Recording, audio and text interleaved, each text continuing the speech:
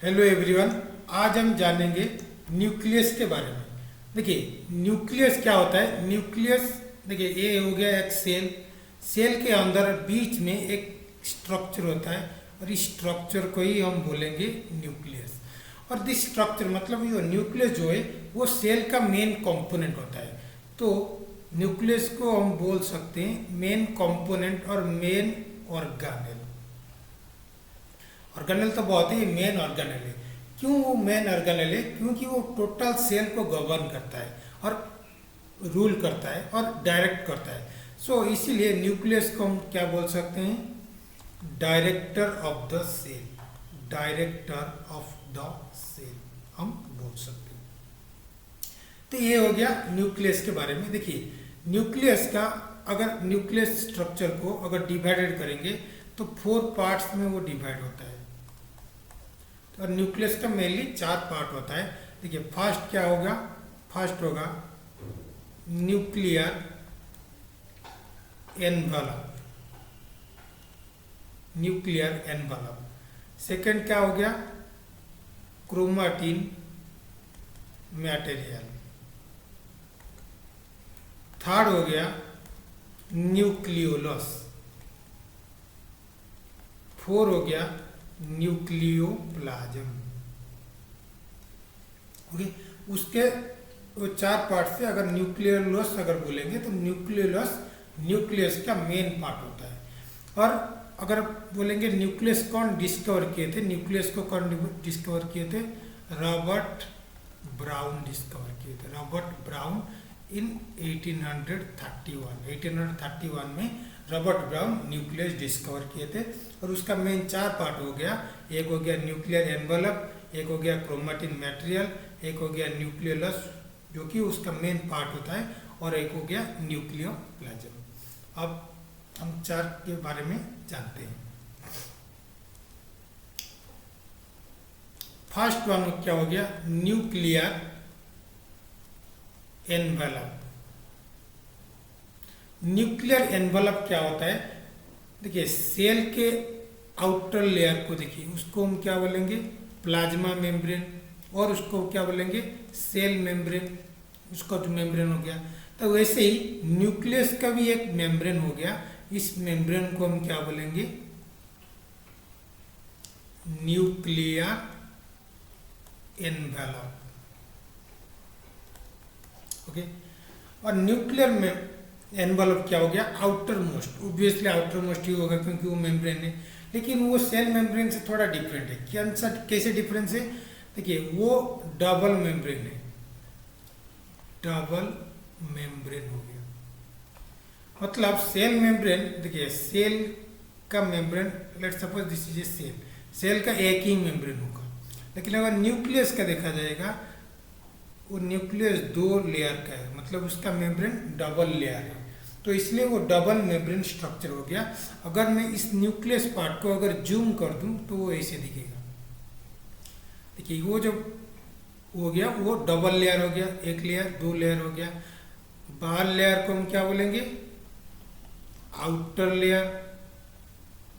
अंदर का लेयर को हम क्या बोलेंगे? Inner layer. और न्यूक्लियर एनवलप का उसका दूसरा नाम क्या होगा? कैरियोथिका। अगर एग्जाम में आएगा कैरियोथिका क्या होता है, तो कैरियोथिका मतलब न्यूक्लियर एनवलप हो गया और न्यूक्लियर मेम्ब्रेन हो गया, जो न्यूक्लियस का जो मेम्ब्रेन हो गया, तो उसका नाम ही कैरियोथिका है। तो don't confuse about that. So first of all देखिए बाहर जो हो गया उसको हम बोलेंगे आउटर लेयर। जो अंदर वाला हो गया वो हो गया इनर लेयर। देखिए बीच में कुछ स्पेस हो गया। इस स्पेस को हम क्या बोलेंगे? Perinuclear space. Perinuclear space हम बोलेंगे, जो space between inner layer and the outer layer. Inner layer और आउटर लेयर के अंदर जो भी स्पेस है, इस स्पेस को हम बोलेंगे पेरी न्यूक्लियर स्पेस। और क्या डिफरेंस है साइटोप्लाज्म मतलब प्लाज्मा मेम्ब्रेन के? कौन सा डिफरेंस है? देखिए सेल मेम्ब्रेन का जो मेम्ब्रेन होगा वो कॉन्टिन्यूस होगा, मतलब कोई बीच में टूटता नहीं। लेकिन प्लाज्मा मेम्ब्रेन में देखिए ये लेयर हो गया, बीच में टूट जाता है। वो जो टूट जाता है उसमें जो गैप हो गया, ये जो गैप इस गैप को हम क्या बोलेंगे, न्यूक्लियर पोर। न्यूक्लियर पोर, इस गैप को, ये गैप क्यों होता है, क्योंकि देखिए न्यूक्लियस के अंदर क्या है, डीएनए हो गया, आरएनए हो गया, और क्या हो गया, प्रोटीन। ये तीन मेन कंपोनेंट है। डीएनए कभी भी न्यूक्लियस को छोड़ के नहीं जाता है, मतलब वो साइटोप्लाज्म में नहीं जाता है। न्यूक्लियस हमेशा डीएनए हमेशा न्यूक्लियस में ही रहता है। तो और कौन बचा, RNA and the protein. RNA protein जो न्यूक्लियस में है वो साइटोप्लाज्म में आ सकता है, और जो साइटोप्लाज्म में कुछ आरएनए होगा, कुछ प्रोटीन होगा, वो भी न्यूक्लियस में जा सकते हैं। किसके थ्रू जाएंगे, वो न्यूक्लियर पोर के थ्रू। तो मतलब न्यूक्लियर पोर के थ्रू आरएनए और द प्रोटीन अंदर बाहर जा सकते हैं, मतलब साइटोप्लाज्म से न्यूक्लियस जा सकते हैं और न्यूक्लियस से साइटोप्लाज्म भी आ सकते हैं।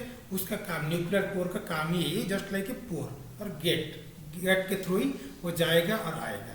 अगर न्यूक्लियर पोर का साइज अगर पूछेगा तो बोलेंगे 500 एंगस्ट्रॉम। एंगस्ट्रॉम इसको बोलेंगे एंगस्ट्रॉम, मतलब 1 angstrom is equal to 10⁻⁻10 metre.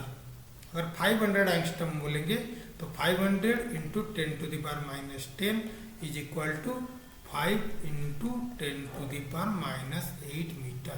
ये हो गया size of nuclear pore. Nuclear pore का साइज इतना ही है। और देखिए आउटर मेम्ब्रेन हो गया, ये हो गया इनर मेम्ब्रेन।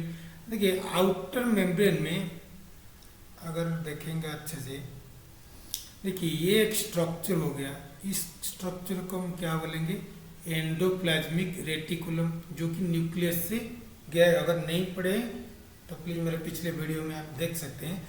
वो कहाँ से निकलता है, न्यूक्लियस से। न्यूक्लियस से कैसे निकलता है, देखिए लेट्स सपोज न्यूक्लियस का इनर लेयर ये हो गया, आउटर लेयर जो हो गया, वो आउटर लेयर से ही वो एंडोप्लाज्मिक रेटिकुलम ऐसे निकलता है।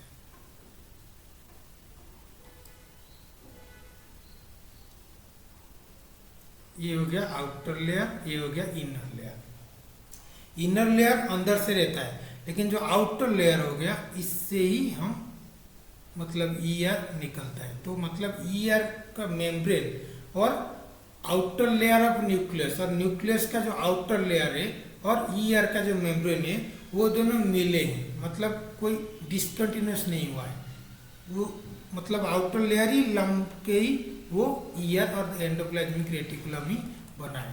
तो देखिए ऐसे स्ट्रक्चर हो गया, ये मतलब आउटर लेयर से वो बना है कौन, एंडोप्लाज्मिक रेटिकुलम।